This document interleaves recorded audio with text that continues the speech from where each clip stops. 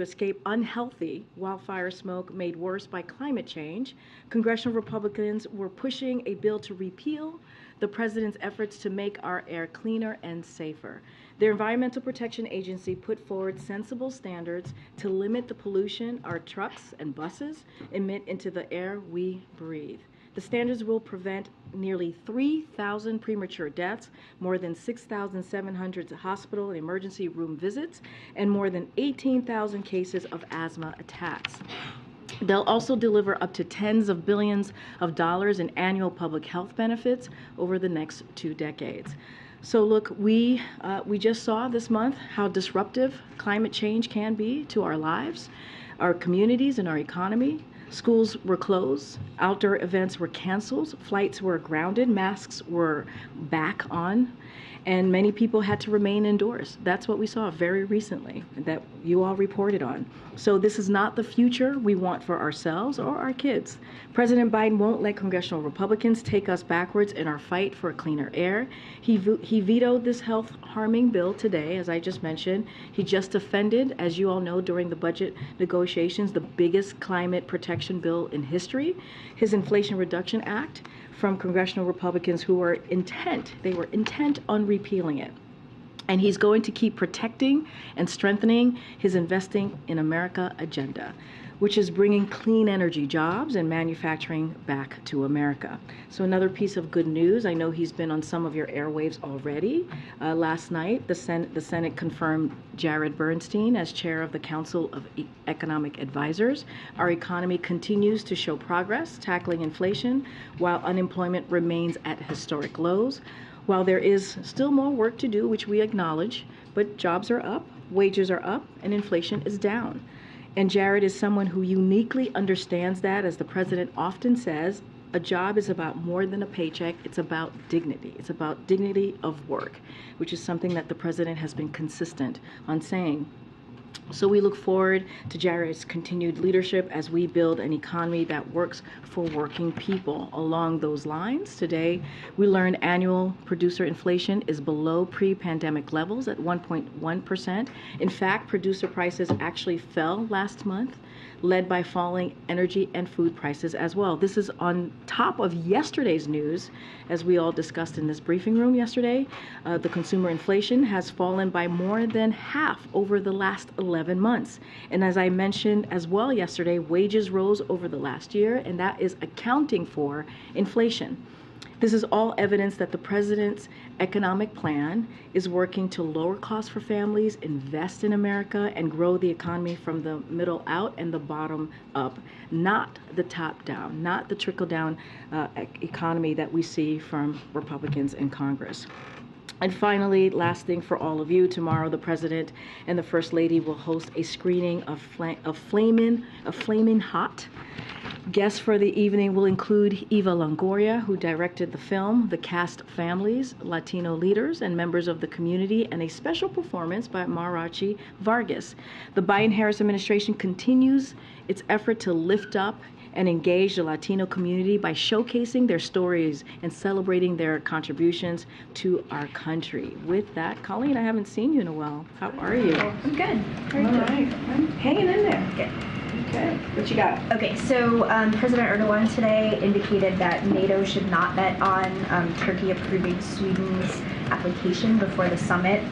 And then the Post was reporting that Senator Reich halted a U.S. arms sale to Hungary as punishment over its refusal to approve Sweden's application. So I wonder, is there concern over it being delayed ahead of the summit?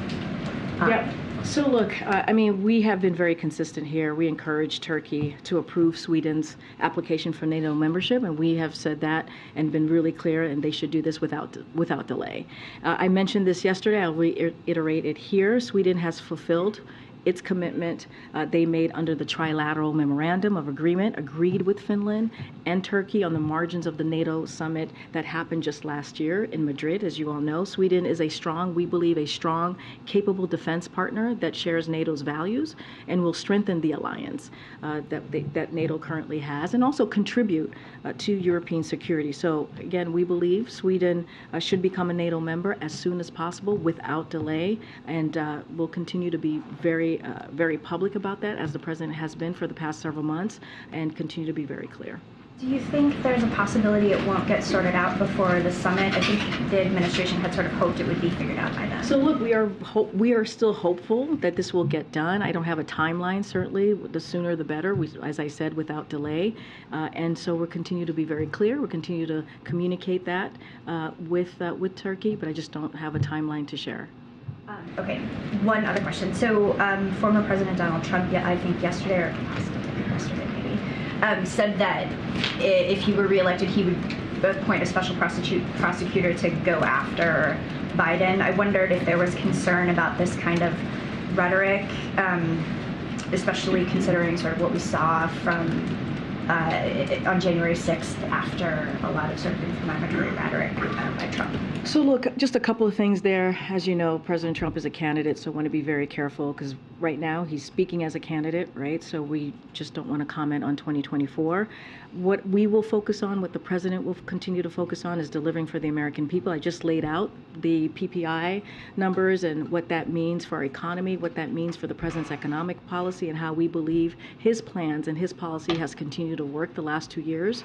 And we've created historic number of jobs as president in the last 2 years than any other president. 13 million, unemployment is at under 4%. These are all really important, and that's what the president's going to focus on. He's been very clear when he ran in 2020. It was about bringing the nation together, right? The soul of the country. That's something that's still a priority for this president. He's had multiple remarks on that particular issue. We know for a fact, right, this is something that Americans care about. We saw that in the midterm election. So the president's going to continue to be steadfast. He's going to continue to focus on what the American people want to see and want us to deliver on, and we're just going to stay steady.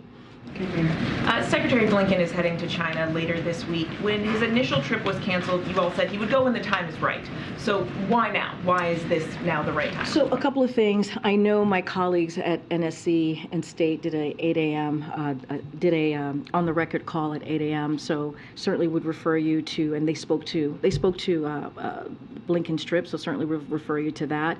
And my colleague, if it hasn't happened already, at the State Department, Matt Miller was supposed to give a briefing, and I'm sure he got a lot of back and forth on this particular trip. I'll say a couple of things about this. The administration has strengthened America's ability to outcompete China for the next decade and beyond, and we've done that, as I was just iterating, by building an economy that works for all and doesn't leave anybody behind. And you see this. You see the investments that we're seeing in America, especially with manufacturing, and you see this with 800,000 manufacturing jobs, all incredibly important. So China will continue to be around and a major player on the world stage as we are putting ourselves on that stronger footing to compete. They have and will continue to take provocative steps. We understand that. And you've heard the president say it's important to have that diplomacy with world leaders. It's important to have that discussion. So we believe intense competition requires intense diplomacy, and that's what you're seeing from the State Department. Lastly, it is responsible way, we believe, to manage tensions, clear up misperceptions and miscalculations even, and it is in our interest to try and figure out a way to work together. And this is what you're seeing. This is what you're going to see from Secretary Blinken's trip when he heads out on Saturday. You note that the president, feels it's important to have this kind of in-person diplomacy. What exactly is the president hoping that the secretary will be able to accomplish, and is it the president's hope that these meetings pave the way for an in-person meeting between the president and President Xi? So I can't speak to an in-person meeting with President Xi right now, with our president. What I can say is there are a couple objectives that we are hoping, and this is something that the State Department said. So I certainly would refer you to them. But the three main objectives for the visit is, one, to establish communication channels to help manage competition so it does not veer into conflict, which is something that we have said, keeping those lines of communication open. Two, to stand up and speak for American values. That's something that the president leads with, and also interest. And the last and third thing is it is in our interest that we believe to explore potential cooperation and transnational challenges. And so those are the three objectives that came directly from the State Department. I would refer you to the State Department on anything more specifics about the trip. I know you don't have any kind of future meeting to announce, but do you view this as laying the groundwork for a potential? Well, we view this as an important part of our diplomacy and our conversation that we believe that we need to have with China. As we have said, they're going to be a major player for a long time. We believe that we are in a right footing, especially of the work that the president has done the last 2 years. When you look at the economy, when you look at the competition, you look at what we have been able to do, and so we want to continue to have those open line of conversation. And this is about diplomacy, which is why the Secretary of State is heading to China on Saturday. Thanks, Karine. Does the White House have a reaction to the Federal Reserve's decision to pause interest rate hikes? As you know, we do not comment on the Fed's actions. They are independent. We respect the independence of the Fed, and we do not interfere in any way in their policies. The president has made it very clear that he wanted to give the Fed the space so that they can make these monetary decisions and make these monetary policy, obviously.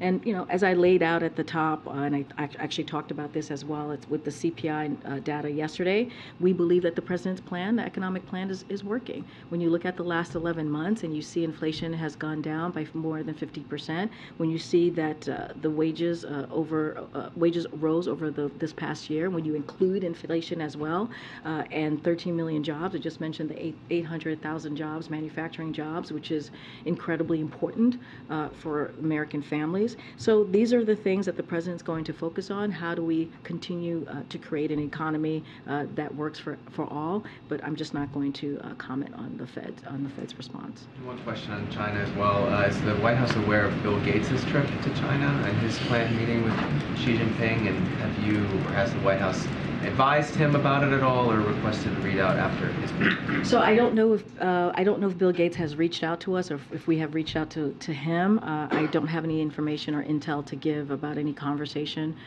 with Bill, but certainly I'm sure he can speak for himself about his trip to China. Thanks, Karine. Wanted to give you an opportunity to perhaps correct the record, or at least respond to something former President Trump said last night. Last night he called his arrest, quote, the most evil and heinous abuse of power in the history of our country, and he accused the current president of having him arrested, effectively directing his arrest.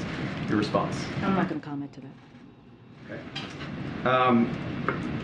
Wanted to ask you about Senator Tuberville, who is currently holding up the promotions of about 250 senior officers. He has reportedly rejected the most recent offer by some of his Republican colleagues to address this issue as part of the annual defense authorization bill, and he is maintaining that he wants a vote on the Senate floor to reverse this Pentagon policy that pays travel costs for service members seeking abortion or other reproductive health care. So Senator Tuberville says that he hasn't heard from the White House at all on this issue. I'm wondering why not. And what's the White House's view on what the path forward is here? Should the Senate begin holding individual votes on senior military promotions to start advancing some of this? So a couple things at the top, which is, I think, incredibly important. What the senator is doing by holding these nominations, it's a threat to our national security, period. That's what he's doing. These are important nominations that we need, that the American people need to keep our country safe. And so and not only that, they risk our military readiness by depriving our armed forces of leadership and hurt our military families. That's what he's doing by holding these DOD nominees. All our military nominees that Senator Tuberville is blocking need to be confirmed quickly, and we have been consistent about that. This is something that has come up in the briefing room multiple times at this point. Senators should not play politics. They should not play politics with our military assistance, with our military readiness, and with our military family.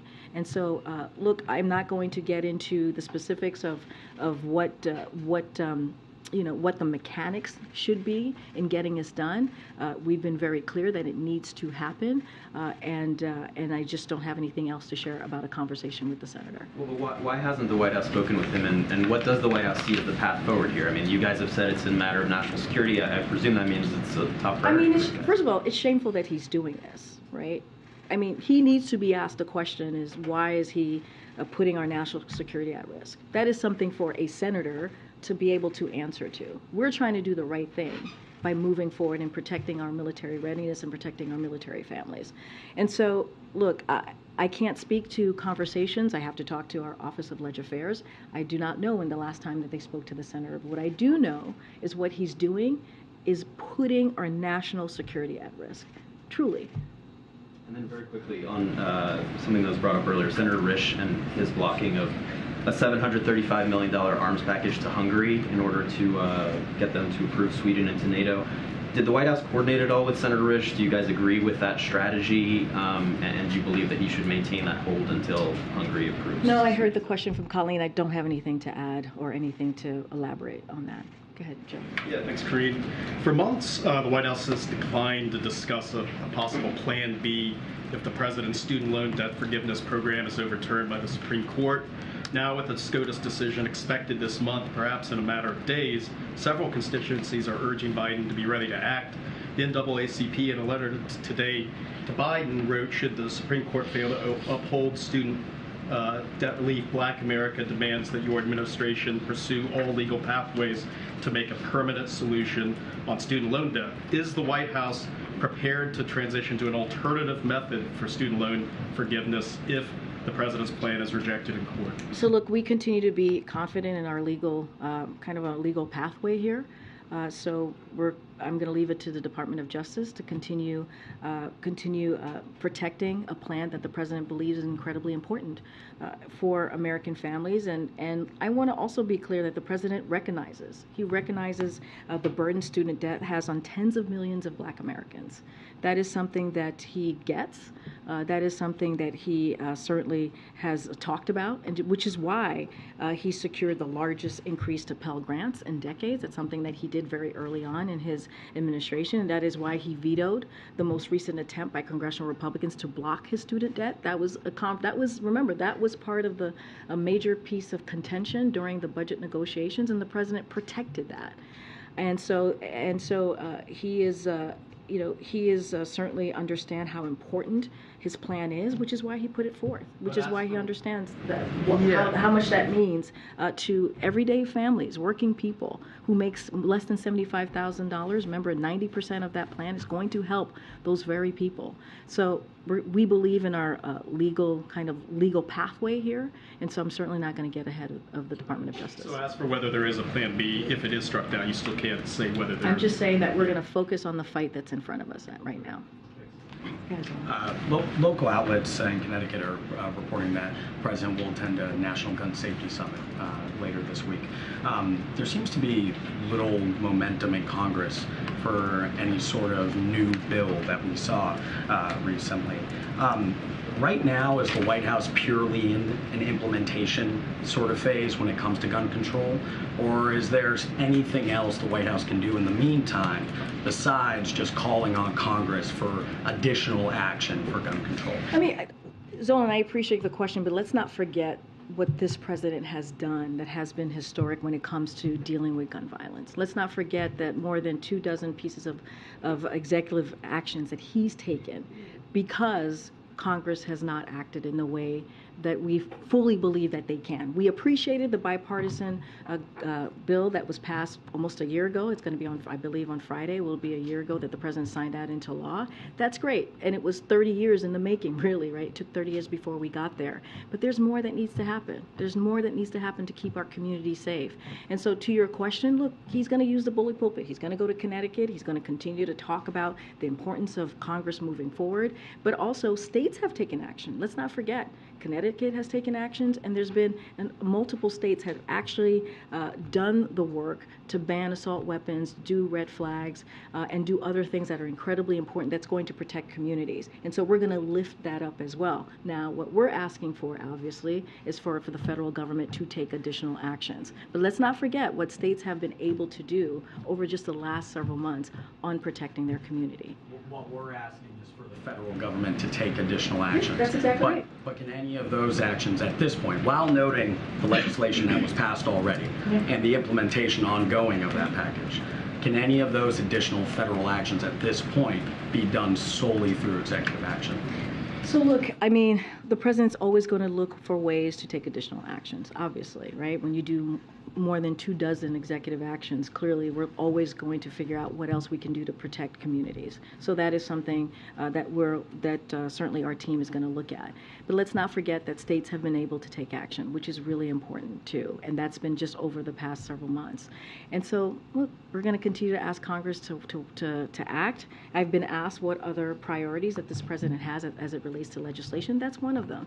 We just got to continue to build on what he was able to sign last year. Anything additional, I just don't have anything to share at this point. Okay, Tyler. Thanks, Karine. Last night, Fox News ran a Chiron that referred to the president as a wannabe dictator, and I'm wondering if the White House has any comment on that. So look, there are probably about 787 million things that I can say about this that was wrong about what we saw last night, but I don't think I'm going to get into it. There's no comment the White House has on. I think I just commented. Thank you, Karine. Without talking about the decision today by the Fed, obviously the hikes impact the U.S. economy. So can you talk about the delayed effects of previous hikes and when you think you'll be able to have a very clear picture of how the economy and inflation are doing? So I'm just not going to get into economic forecasting from here. What I will say, and this is something that the president has said himself, we believe that recent data is more proof that that his economic plan is working. When you think about PPI, you think about CPI, you think about the jobs numbers. We believe that what he is doing is creating jobs and also helping to lower costs, and that is the most important thing that we think the Americans want us to see. And so, fighting prices certainly continues to be a main priority for Americans, and also certainly a top priority for us. And so we're going to continue to do that, to do everything that we can to lower costs. But we are encouraged by the data. I'm just not going to get into forecasting any type of data points on the economy. I'm going to leave that to the experts. Okay. And then on Saturday, President Biden is scheduled to go to Philadelphia. So I wonder, since he's going to be there, does he plan to survey the I-95 collapse? I don't have anything to report at this time or to share about a change in his schedule. Okay, thank you. Getty. Karine, this White House is recognizing Juneteenth, which is Monday. And with that said, the issue of reparations continues to be something that is being parsed out on the other side of Pennsylvania Avenue. And with that said, the late John Conyers started with, a study. Now you have Congresswoman Bush not just asking for a study, but she's creating a resolution to push forward on reparations. What does this White House believe when it comes to this controversial issue of repairing a wrong for the descendants of Africans in this nation?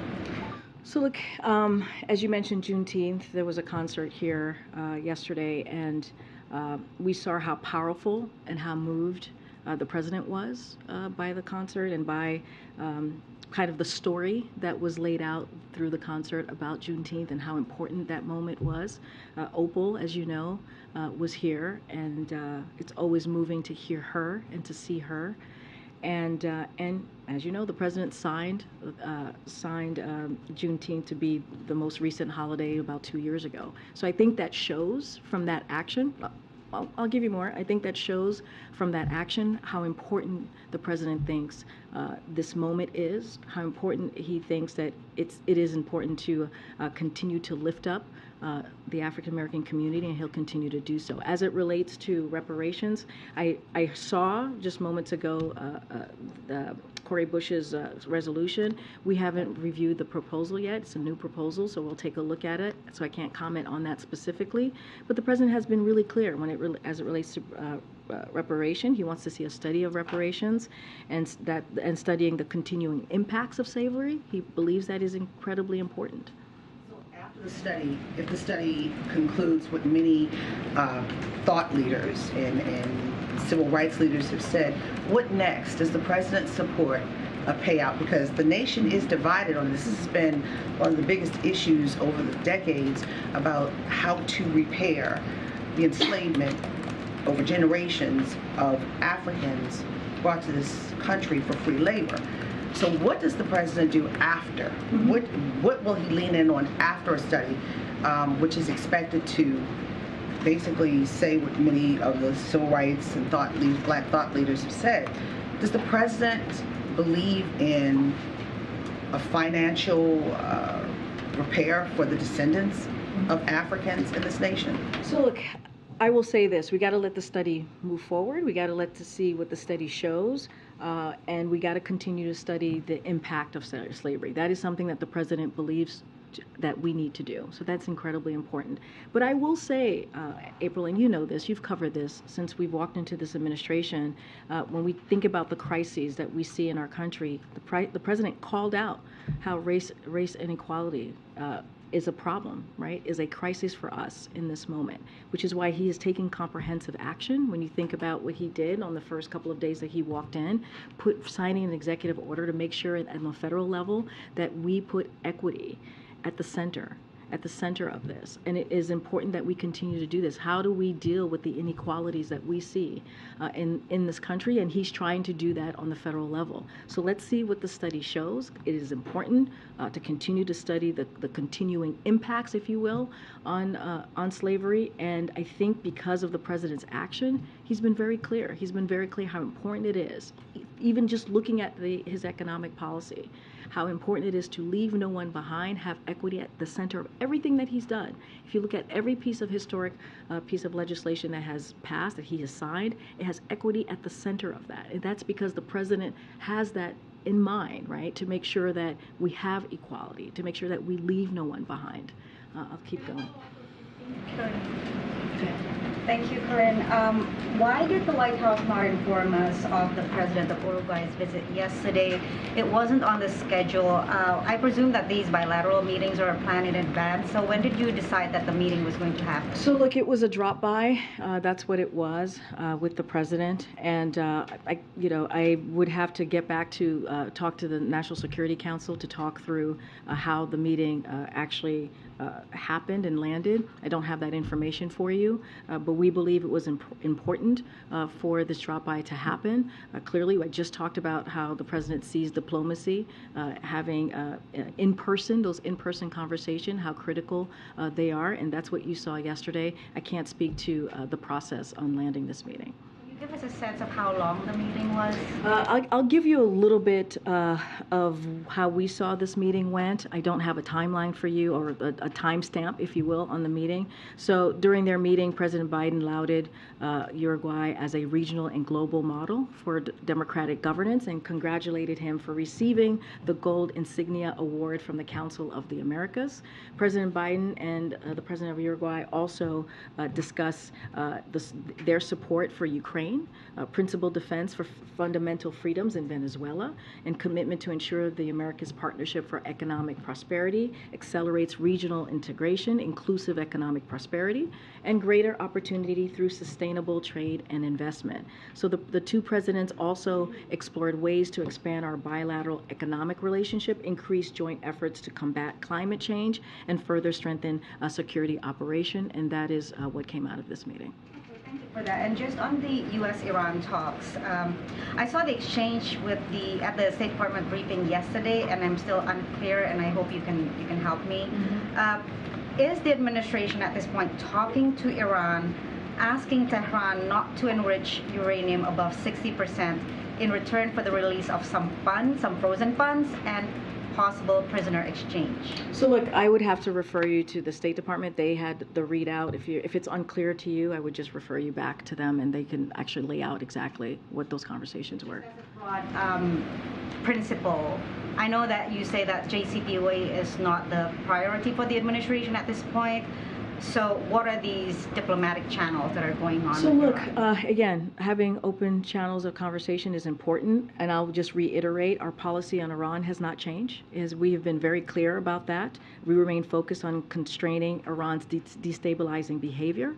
through pressure, close coordination with our allies, and de-escalation in the region, obviously, right? And so that's including ensuring Iran never acquires a nuclear weapon. That has not changed, of course, right? We've been consistent about that during this past 2 years in this administration. So we're going to always watch closely Iran's enrichment activities, and the United States prefers diplomacy, right? That's what you saw from the State Department.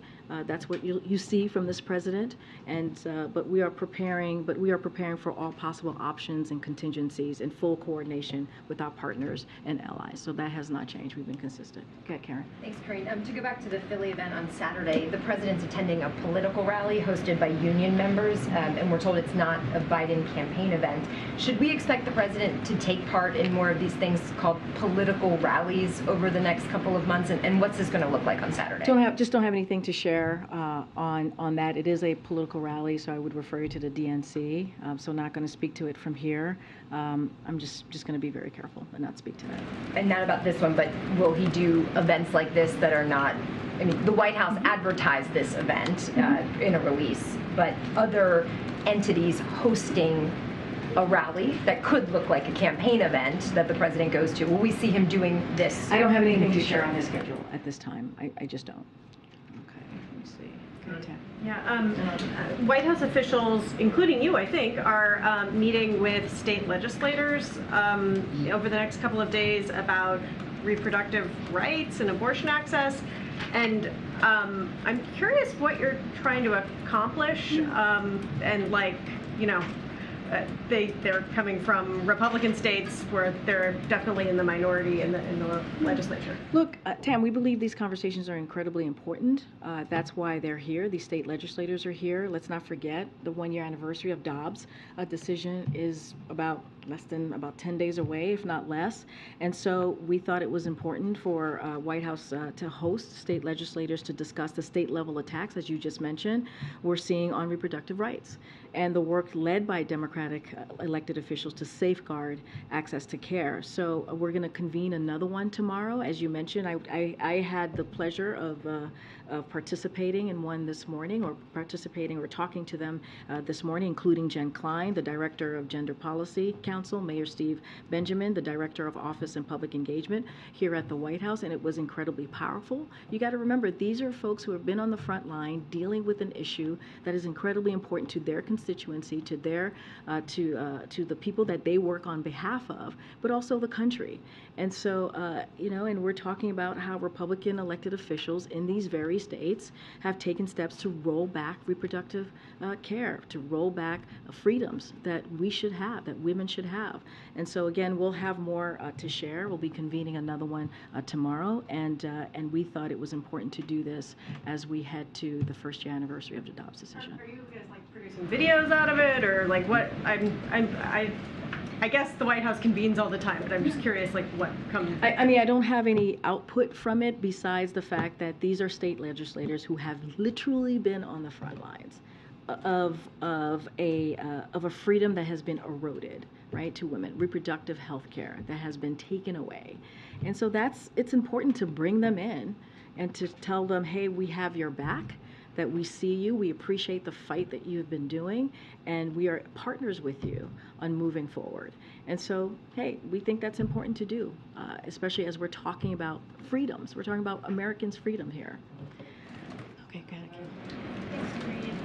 Can you say whether the president has actually read that letter from the NAACP on student debt relief, and if he has, what his reaction was? I've not spoken to the president if he has seen, if he has read the letter or not, so I can't answer that question. But I have laid out just the last few minutes about what the president has done and how he understands how his student debt relief plan is important to this community, and so he'll continue to fight for it as we see DOJ doing. And so this is something that we think is so important. If you think about what American families had to deal with the last 2 years, giving them a little breathing room. You hear the president talk about this a lot, and this is what the student debt relief is going to do. It's part of his economic policy to make sure that we do everything, how we move forward on building back the economy. It deals with it in an equitable way. And I'm going to try again one more time on the Fed. Is the White House concerned that the Fed is pausing rates at a time when inflation is still high and still above that 2% target? I'm just not going to comment on the monetary decisions that the Fed makes. They are independent. We respect that independence. I'm just not going to comment on their actions. Thank you, Karen. So also on Iran, since the United States seems to be trying to ease tensions with Iran, is the White House optimistic on the possibility of making progress to release the American hostage? And also a few months ago, Siamak Namazi, one of the American hostages, made a desperate plea from the Evin prison on CNN. Has the president been in touch with his family since? So I don't have any update on any conversations that the president had with any of the family members. Look, when it comes to Americans being wrongfully detained or held hostage, this is something that this administration takes very seriously. This is something that this administration has made a priority. As you know, there's been more than a dozen Americans who have been held hostage or wrongfully detained that we have been able to bring home over the last 2 years. So that shows you our dedication and our focus on this. I just don't have anything else to share. I would actually refer you to the State Department on anything specifics on any particular hostage. Okay. On the Federal Reserve, without commenting on their policy, Yeah. does the decision that they made on interest rates signal to the president or the economic team here that any change is needed in proposals that are putting forward, especially now as you work with Congress on like the appropriations process and funding levels? I'm just not going to comment on their actions specifically. Wait, hold on. You got to give me a second. You got to give me a beat here. Let me just say what I need to say, and I'll try to answer your question in the most effective way possible. Going to be careful about responding to any actions that the Fed makes. They are independent. We respect that. But look, we believe, again, our economic policies are working because we have seen inflation is now the lowest in more than 2 years. And that's over the last, has fallen for the past 11 months. And you think about wages that has gone up, right, which is incredibly important over the past year, that accounts for inflation. And so when you think about that, that is important for American families. Who does that help? American families, when you see wages that have gone up. 13 million jobs. That's important. And that's because of how this president has moved forward with the economy. So you're asking me if we need to change anything. The president has always said when it comes into economic policy, he's going to put lowering cost a priority. And so we're going to continue to do that. We're going to continue to find ways. I'm just not going to comment on the monetary decision that the Fed has made. Okay, Brian. Thanks a lot, Karine. You've described some of the accomplishments that the president has made and the investments in the country, and yet the president's polling is still in the 40s, in the low 40s. Does the president believe he's not getting enough credit for some of the investments like the CHIPS Act and the Bipartisan Infrastructure Act that are going out in the country? And what's he going to do in the coming months to try to reach Americans to describe what kind of impact that's going to have on their communities? So our focus is going to be the work to get this done, the work to lower costs, and we know that there's more work to do. And we know that sometimes there are some Americans here in this country who feel, who are feeling the economy a little bit differently, who feel like that there's more work that can be done. And so here's what we're going to continue to do, right? We're going to continue to take on Big Pharma to lower prescription drugs, and that is something that we have been able to do, and that's capping insulin at $35 a month. Investing in America to lower energy costs, fuel our manufacturing reinsurgence, and create jobs. More than $470 billion in private sector investments in manufacturing and clean energy. That matters. And so that's what we're going to continue to do. And look, it's completely opposite of what Republicans in Congress want to do. They want to reward the wealthy, the corporation, give them a tax break. That's what we have seen from them. And that's why the bipartisan budget deal that the president was able to do is so important, because he was able to protect programs that are so important and critical to American families, critical to veterans, critical to seniors. So what they can expect from this president is a president that's going to continue to fight for them, and he has shown that by his actions. Go ahead, John. Thanks a lot, Karine. The Secretary of State's upcoming two-day visit to China is very noteworthy in the sense that a U.S. Secretary of State hasn't traveled to China since 2018. What's the overall goal? I mean, I just look. State Department has talked about it. I just spoke about it from this from this podium just moments ago about the objectives and the goal. We think it's important. This president thinks it's important to have diplomacy, to continue to have those conversations with a country that's going to be a major player on the world stage, right? But we've been very consistent. We believe we've strengthened America's ability to outcompete China because of the economic actions and policies that we have taken, and we think it's important to have those open lines of conversation, keep those channels open. And so we're going to continue to do that. Diplomacy is important. He is, as you just stated, Blinken is the Secretary of State. That is one of his jobs, right, to have those conversations. And so those are the objectives, and we're going to continue to move forward in that direction. It's a very complex relationship, the U.S. and China. There's trade, there's national security, there's human rights.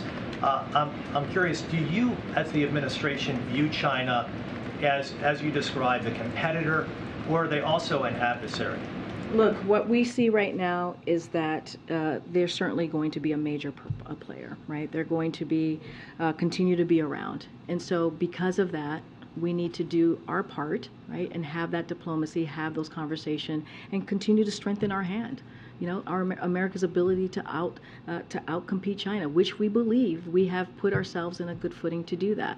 So we're going to have the conversation, continue to open the lines, the channels to have those conversations, and I think that's what matters. I think that's what the American people want to see. Go ahead, Courtney. Thank you. What's the status of the Pandemic Preparedness Office now that Dr. Jha is leaving?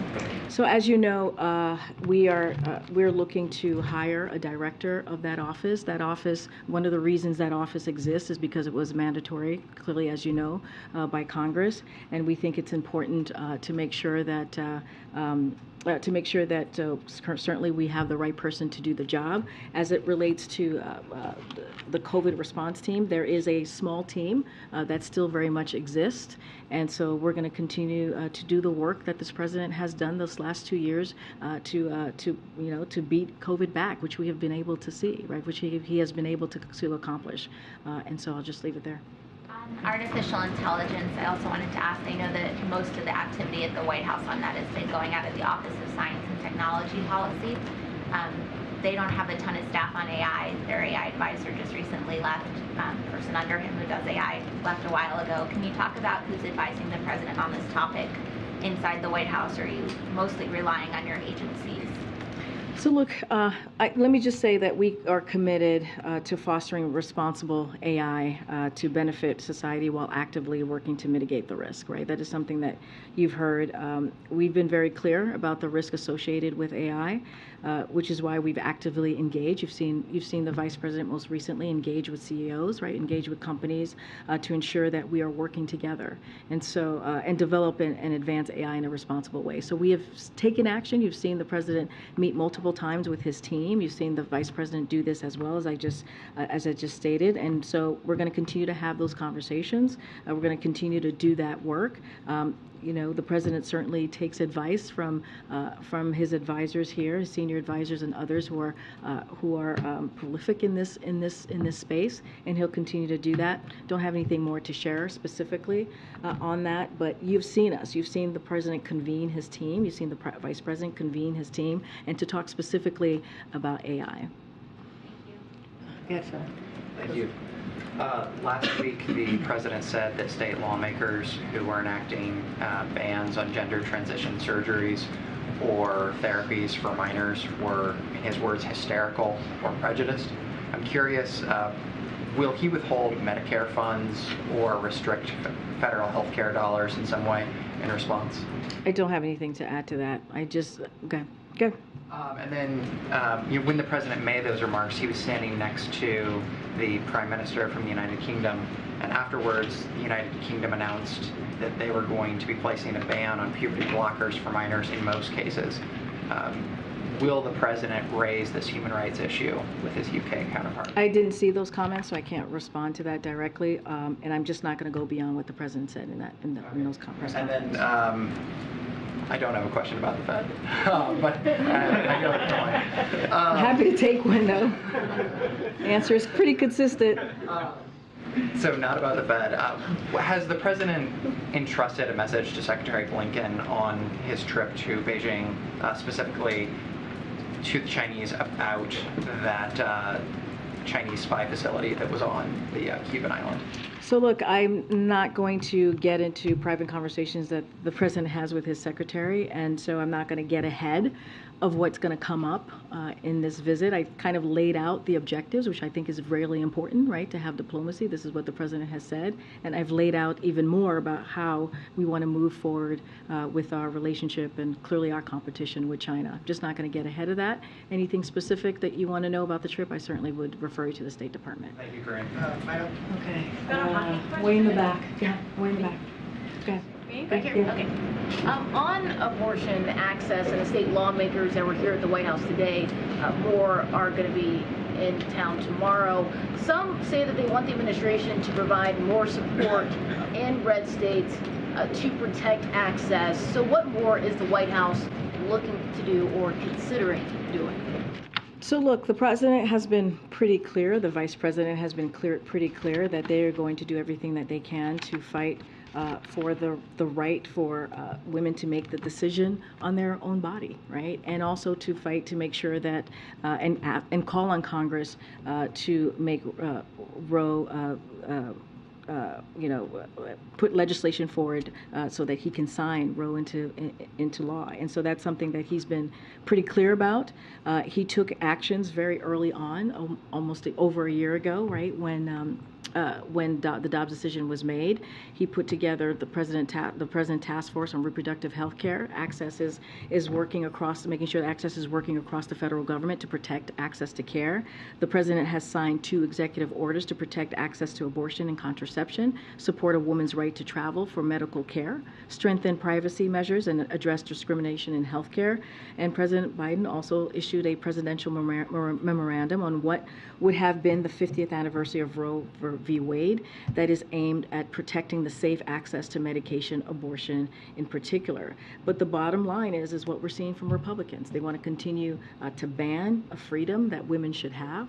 They want to do a national ban. We've seen the bans in states across the country, and the president and the vice president have been very clear. They're going to continue to fight. You've heard from the vice president multiple times. She's kind of led in this space and has been incredibly powerful and I think impactful in speaking on this issue. You've heard the president speak on this as well. And so I think by having, we believe, not me, but we believe by having the state legislators here today and tomorrow to listen to them, to hear what it is that they're experiencing on the ground, to get a sense of how else we can be helpful, what ways we can partner is actually really important. And so that's what you're seeing from this administration, and that's what we're going to continue to do. I think we've taken action. We've been very loud and clear about this, and we'll continue to do so. Madam, one more. Okay. Madam, want to hear the back? Oh my gosh, guys. I'm trying to call on people I haven't called in a while. Go ahead. No, right, yep. No, I just called on you earlier this week. Go ahead. So just one follow-up on the abortion meetings today. Were President Biden or Vice President Harris in those meetings, and why were they or were they not there? So look, I can say that, and I just mentioned, I listed out who some of the leaders of the administration who was part of this meeting. And so they were in attendance and convening this really important conversation that we're having with state leaders, as I mentioned today and tomorrow. I mentioned I had an opportunity to stop by. It was incredibly powerful. Again, these are people who've been fighting this on the front lines. And so, but the president and the vice president is committed to protecting these rights. They're committed and doing everything that we can from the federal government. So I don't have any readouts clearly to offer with this event or anything new about tomorrow. But look, we believe we need to do as much as we can as we head into the 1 year anniversary of the Dobbs decision. And so we'll continue to have these conversations as we have been for the past year, and we think it's important to do so. So don't have anything to read out about the vice president or president. Sure.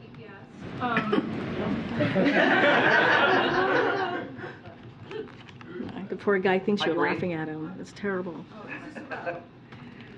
Hello. Hi, Karine. I'm Dennis House with WTNH, the ABC station in Connecticut. And as you mentioned, the president is coming here on Friday for Senator Murphy's gun summit at the University of Hartford. And I'd like to know, why is Connecticut so important to the president to make this argument for more gun control and more gun safety? Okay. And just Dennis House, right? Yes, Dennis House. Okay. Good to see you, Dennis. Thanks for. Nice to see you, and thanks for your time today. Okay. So look, we were talking about earlier, moments ago, about the importance on the work that we need to continue to do, to talk about the work that we need to continue to see on protecting communities. And so the president believes that this is a critical trip, an important trip, as we see the upcoming anniversary of the Bipartisan Safer Community Act, which resulted in decades of work. We hadn't seen bipartisan legislation on really dealing with gun violence in 30 years, and this is something that the president was able to do. Let's not forget the more than 24 pieces of executive actions that he was taking. So he's going to highlight the progress at the state level and call for state legislators across the country and Congress to take additional action. That's what you're going to hear from the president. Connecticut has been a leader on gun safety legislation in the decade following the tragedy, as you know, at Sandy Hook. And just over a week ago, the governor of Connecticut, Governor Lamont, signed a gun violence prevention bill, which contains more than a dozen measures to improve gun safety, including strengthening the state's ban on assault weapons and secure storage requirements. So the president believes it's important to highlight the states that are actually doing the work and getting this done, since we're not seeing more action from Congress. And so this is going to be an important, we think, conversation, important opportunity, the president to highlight in what ways that we can protect our communities, protect our schools, protect our grocery stores, protect our churches, as we've seen continuous gun violence in our streets. Well, we welcome into our great state, and Karine, thanks for your time. I appreciate it. Thank you so much, Dennis. Have a good rest of your week. You too. All right. Okay, I think I have to go. I'll take one last question. I haven't seen you in the briefing room before. Hello. I'm wondering if you could comment on the planned endorsement from the AFL-CIO on Friday, the earliest that union has entered into the endorsement business in the presidential race. So, as you know, I can't speak on the 2024 election because of the Hatch Act, as everyone knows in this room, and we discussed fully yesterday. So I'm going to continue to stay focused and steadfast on that. So I would refer you to the DNC or the campaign. Thanks, everybody. Appreciate it.